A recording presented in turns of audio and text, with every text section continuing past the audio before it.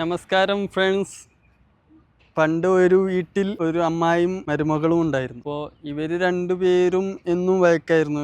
ഇവര് പരസ്പരം യോജിച്ചു പോകുന്നില്ല. രണ്ട് വ്യക്തിത്വങ്ങളാണ്. അവർക്ക് രണ്ടുപേർക്കും പരസ്പരം അവരുടേതായ കാര്യങ്ങളുണ്ട്. അപ്പോൾ ഒരു കാര്യത്തിലും യോജിച്ചു പോകാൻ പറ്റുന്നില്ല. അപ്പോൾ മകള് നേരെ അച്ഛൻ്റെ വീട്ടിൽ പോകുന്നു. അച്ഛൻ ഒരു ഔഷധങ്ങളൊക്കെ കൂട്ടൊക്കെ ഉണ്ടാക്കുന്ന ഒരു ഔഷധാചാര്യനാണ്. അപ്പോൾ അച്ഛനോട് മകൾ പറഞ്ഞു, എൻ്റെ അമ്മായിയമ്മയ്ക്ക് വിഷം ഉണ്ടാക്കി തരുമോ എന്ന് ചോദിച്ചു. അപ്പോൾ അച്ഛൻ പറഞ്ഞു, അവളെ ഞാൻ ഉണ്ടാക്കി തരാം. അങ്ങനെ അച്ഛന് പലതരം ഔഷധ ചെടികളുടെ ഇലകളൊക്കെ പറിച്ച് തണ്ടുകൾ പറിച്ചിട്ട് അവസാനം ഒരു വിഷക്കൂട്ടുണ്ടാക്കുന്നു. എന്നിട്ട് മോളോട് പറയുന്നു, ഇത് സ്മോൾ പോയിസൺ ആണ്, നിന്റെ അമ്മായിയമ്മ പെട്ടെന്നൊന്നും മരിക്കില്ല, ഇതൊരു കുറച്ച് കാലങ്ങൾ എടുക്കും, പതുക്കെ പതുക്കെ നീ ആഹാരത്തിന് ഒപ്പം ചേർത്താൽ മതി, നിന്റെ അമ്മായിയമ്മ മരിക്കാൻ വേണ്ടി ഏകദേശം 6 മാസം എടുക്കുന്നൊക്കെ ഈ മോളോട് അച്ഛൻ പറയുന്നു. അപ്പോൾ മോള് ഈ ഔഷധക്കൂട്ടുമായിട്ട് നേരെ ഭർത്താവിൻ്റെ വീട്ടിൽ പോകുന്നു. അങ്ങനെ അമ്മയ്ക്ക് ഓരോ ദിവസവും ആദ്യത്തെ ദിവസം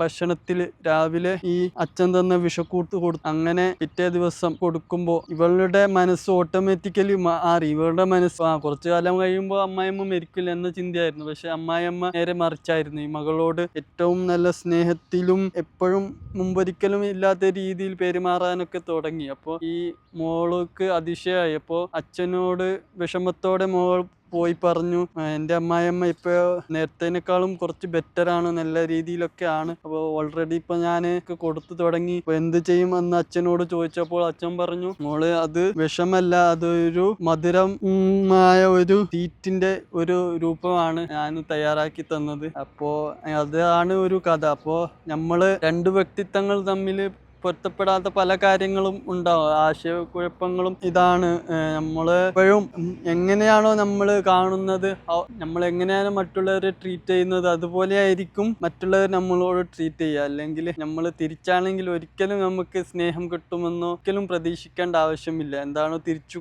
കൊടുക്കുന്നത് അത് തിരിച്ചു കിട്ടുക തന്നെ ചെയ്യും. അതാണ് സ്നേഹവും എന്തു കാര്യത്തിലും. അപ്പോൾ ഇതൊക്കെയാണ്. അപ്പോൾ അടുത്ത വീഡിയോയുമായി വീണ്ടും വരാം.